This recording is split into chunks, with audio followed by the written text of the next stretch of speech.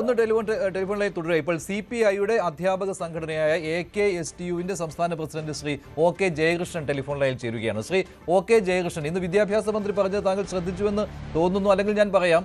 വിദ്യാഭ്യാസ മന്ത്രി പറഞ്ഞത് ഇനി SSK ഫണ്ട് കിട്ടിയില്ലെങ്കിൽ അതിന്റെ ഉത്തരവാദിത്തം എനിക്കല്ല, അതായത് PM ശ്രീ പദ്ധതിയിൽ നിന്ന് പിന്മാറുകയാണ് എന്ന് ഔദ്യോഗികമായിട്ട് തന്നെ കേന്ദ്രത്തിന് സംസ്ഥാന സർക്കാർ കത്തയച്ചിരിക്കുകയാണ്. CPIയുടെ സമ്മർദ്ദമായിരുന്നുവല്ലോ PM ശ്രീ പദ്ധതിയിലെ ധാരണാപത്രം റദ്ദാക്കണം അല്ലെങ്കിൽ മരവിപ്പിക്കണം എന്ന് ആവശ്യപ്പെടണം എന്നത്. സംസ്ഥാന സർക്കാർ ആ തീരുമാനം എടുത്തിരുന്നു മന്ത്രിസഭ. പക്ഷെ കുറച്ച് വൈകിയാണെങ്കിലും കത്തും അയച്ചു. ഇനി എനിക്ക് ഉത്തരവാദിത്തം ഇല്ല എന്ന് വിദ്യാഭ്യാസ മന്ത്രി തുറന്നു പറയുകയാണ്.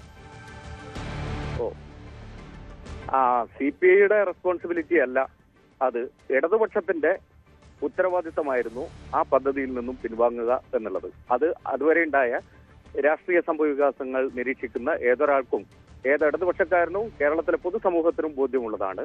അത് ഇടതുപക്ഷത്തിന്റെ ബാധ്യതയായിരുന്നു ആ പദ്ധതിയുമായി മുമ്പോട്ട് പോകാൻ പാടില്ല എന്നുള്ളത്. പിന്നെ ഇതിന്റെ ബാധ്യത എന്ന് പറയുന്നത് സമഗ്ര ശിക്ഷയും PM ശ്രീയും രണ്ടും രണ്ടാണ്. എന്തിനാണ് സമഗ്ര ശിക്ഷയെ കൊണ്ടുപോയി PM ശ്രീ കിട്ടുന്നത്? ഞാൻ മുമ്പെല്ലാം പറഞ്ഞതുപോലെ തന്നെ PM ശ്രീ വിദ്യാലയങ്ങൾ NEP നടപ്പാക്കുന്നതിനുള്ള ഷോ കേസിംഗ് പ്രൊജക്റ്റ് ആണ്. NEP നടപ്പാക്കാത്ത ഒരു സംസ്ഥാനം എന്തിനാണ് അത് ഷോ കേസ് ചെയ്യാൻ പോകുന്നത്? അത് അല്ലാതെ SSK 2013 തുടങ്ങിയ പ്രൊജക്റ്റാണ്. സമഗ്ര ശിക്ഷ അഭിയാൻ, സർവശിക്ഷ അഭിയാൻ, RMSA, ഇപ്പോൾ അത് SSK എന്ന പ്രൊജക്റ്റായി നിൽക്കുന്നത്. അതിന്റെ വിഹിതം അത് തടഞ്ഞു വെക്കാൻ കഴിയില്ല, അതിൽ സംസ്ഥാന ഗവൺമെന്റിന്റെ ബാധ്യതയല്ല എന്ന് സുപ്രീം കോടതി കഴിഞ്ഞ ദിവസം ഒരു പരാമർശത്തിലൂടെ വെളിപ്പെടുത്തിയിരിക്കുകയാണ്. അതിന്റെ അടിസ്ഥാനത്തിലല്ലേ സമഗ്ര ശിക്ഷക്ക് 100 കോടി രൂപ അനുവദിച്ചത്? ബാക്കി തുക വാങ്ങിയെടുക്കുവാൻ എന്തുകൊണ്ടാണ് കേരളം നിയമത്തിന്റെ വഴി തേടാത്തത്? അല്ലാതെ ബാധ്യത ആരുടെയെങ്കിലും ചുമലിൽ കെട്ടിവെക്കുകയല്ലല്ലോ വേണ്ടത്. അത് വാങ്ങിയെടുക്കുവാനുള്ള നിയമപരമായ വഴി എന്തുകൊണ്ട് തേടുന്നില്ല എന്നുള്ളത് അത് മുമ്പേ തന്നെ ഉന്നയിക്കപ്പെട്ടിട്ടുള്ള കാര്യമാണ്. ഇനിയും ആ വഴി തന്നെയാണ് വേണ്ടത്. നമുക്ക് ലഭിക്കേണ്ട തുകയാണ്, അർഹമായ വിഹിതമാണ്.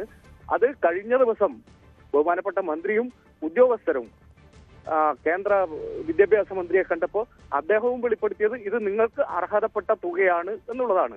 അപ്പൊ പിന്നെ എങ്ങനെ? അപ്പോൾ മന്ത്രി തെറ്റിദ്ധരിപ്പിക്കുകയാണല്ലോ. മന്ത്രി അല്ലല്ല, മുമ്പ് നിങ്ങളും പറഞ്ഞിരുന്നത് അത് തന്നെയാണ്. ഈ സമഗ്ര ശിക്ഷാ അഭിയാന്റെ ഫണ്ട് PM ശ്രീയിൽ ഒപ്പുവെക്കാത്തത് കൊണ്ട് തടഞ്ഞു വെച്ചിരിക്കുകയാണ് കേന്ദ്രം എന്ന്. പക്ഷേ അങ്ങനെ തടഞ്ഞു വെക്കാൻ കേന്ദ്രത്തിന് അധികാരമില്ല എന്ന് നിങ്ങൾ പറയുന്നു. പക്ഷേ മന്ത്രി ഇപ്പോഴും പറയുന്നത് കേന്ദ്രം തടഞ്ഞു വെക്കും, അതിന്റെ ഉത്തരവാദിത്തം ഞാൻ ഏറ്റെടുക്കുകയില്ല. അതായത് PM ശ്രീ പദ്ധതിയിൽ ഒപ്പുവെച്ചേ മതിയാവൂ, ധാരണാപത്രത്തിൽ നിന്ന് പിന്മാറാൻ പറ്റില്ല എന്നാണ് മന്ത്രി പറയുന്നത്. പിന്മാറിയാൽ SSK കിട്ടില്ല. SSK എന്ന് പറഞ്ഞാൽ SSA എന്ന് പറയാം. സമഗ്ര ശിക്ഷ അഭിയാനാണല്ലോ കേന്ദ്രത്തിന്റെ. കേരളത്തിൽ വരുമ്പോൾ അത് സമഗ്ര ശിക്ഷ കേരളമായി അത് കിട്ടില്ല എന്ന് മന്ത്രി പറയുകയാണ്. അപ്പോൾ മന്ത്രി തെറ്റിദ്ധരിപ്പിക്കുകയാണോ ചെയ്യുന്നത്? അല്ല, അദ്ദേഹം തെറ്റിദ്ധരിപ്പിക്കുന്നു എന്ന് പറയാൻ കഴിയില്ല. പക്ഷേ ആ തെറ്റിദ്ധാരണ മാറേണ്ടത് കോടതി കഴിഞ്ഞ ദിവസത്തെ കോടതിയുടെ പരാമർശനത്തിൽ നിന്നും തെറ്റിദ്ധാരണ മാറേണ്ടതല്ലേ? അതിന്റെ അടിസ്ഥാനത്തിലല്ലേ നമുക്ക് ഒരു വിഹിതം അനുവദിച്ചു കിട്ടിയത്? ആ വഴിയാണ് നമ്മുടെ മുമ്പിൽ തുറന്നു കിടക്കുന്ന വഴി എന്നുള്ളത് സുവ്യക്തമല്ലേ? അങ്ങനെയെങ്കിൽ ആ വഴി തുടരുകയല്ലേ വേണ്ടത്?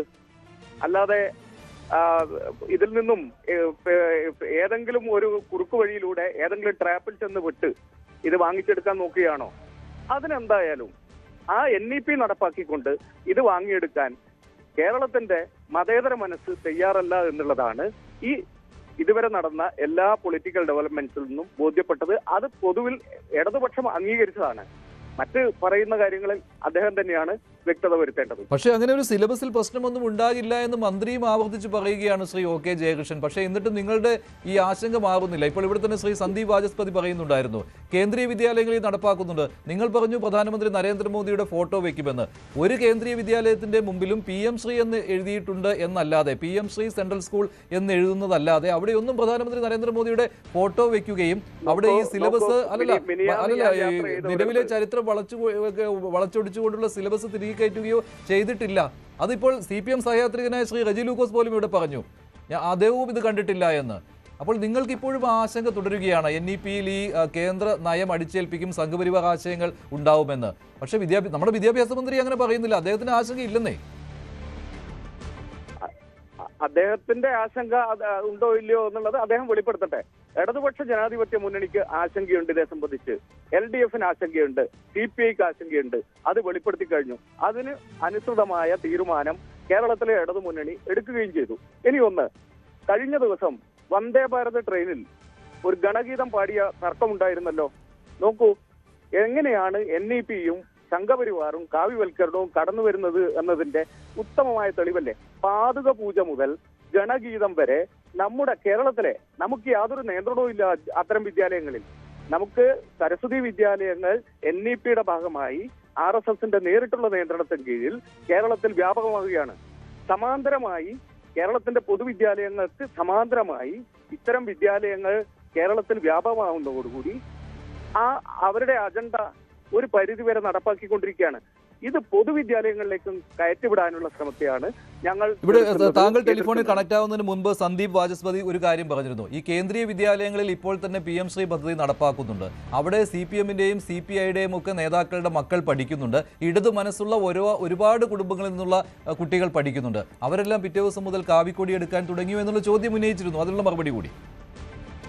അല്ല, അവിടെ പഠിപ്പിക്കുന്നത് NCERT സിലബസ് ആണ്. NCERT സിലബസിലൂടെയാണ് ഏറ്റവും ഒടുവിൽ ഈ ഇന്ത്യൻ നോളജ് സിസ്റ്റം എന്ന പേരിൽ പ്രാചീന ഭാരതത്തെ മാത്രം പഠിപ്പിക്കുവാനുള്ള RSSന്റെ അജണ്ട കടത്തിവിടാൻ ശ്രമിക്കുന്നത്. ഈ പഠിക്കാൻ പോകുന്നവർ ഒരുപക്ഷെ ഇത്തരം പുസ്തകങ്ങൾ വന്നതുകൊണ്ടല്ലേ, ആ മാതൃകയുള്ള പുസ്തകങ്ങൾ നമ്മുടെ ഹയർ സെക്കൻഡറി ക്ലാസ്സുകളിൽ പിന്തുടരുമ്പോൾ ഈ പാഠഭാഗങ്ങൾ ഒഴിവായി പോയത് കൊണ്ടല്ലേ നമ്മൾ സമാന്തരമായ പുസ്തകങ്ങൾ ഉണ്ടാക്കി കൊടുത്തത്. അത് ഒരുപക്ഷെ NCERT ടെസ്റ്റ് ഫോളോ ചെയ്യുന്ന കുട്ടികൾക്ക് അത് ദേശീയ തലത്തിലെ NCERT സിലബസ് അനുസരിച്ച്, അല്ലെങ്കിൽ ഞങ്ങൾ പറയുന്നു വളരെ ബോധപൂർവം അജണ്ടകൾ ഉൾപ്പെടുത്തിയിരിക്കുന്ന സിലബസ് പഠിക്കേണ്ട ഗതികേട് ഉണ്ടായിക്കൊണ്ടിരിക്കുകയാണ്. അത് പറഞ്ഞു വിടുന്നവരാണ് ആലോചിക്കേണ്ടത് അത്തരം കുട്ടികളെ അത്തരം വിദ്യാലയങ്ങളിൽ ചേർക്കണോ വേണ്ടയോ എന്നുള്ളത്. ദയവായി ടെലിഫോൺ ലൈൻ തുടരുക. ശ്രീ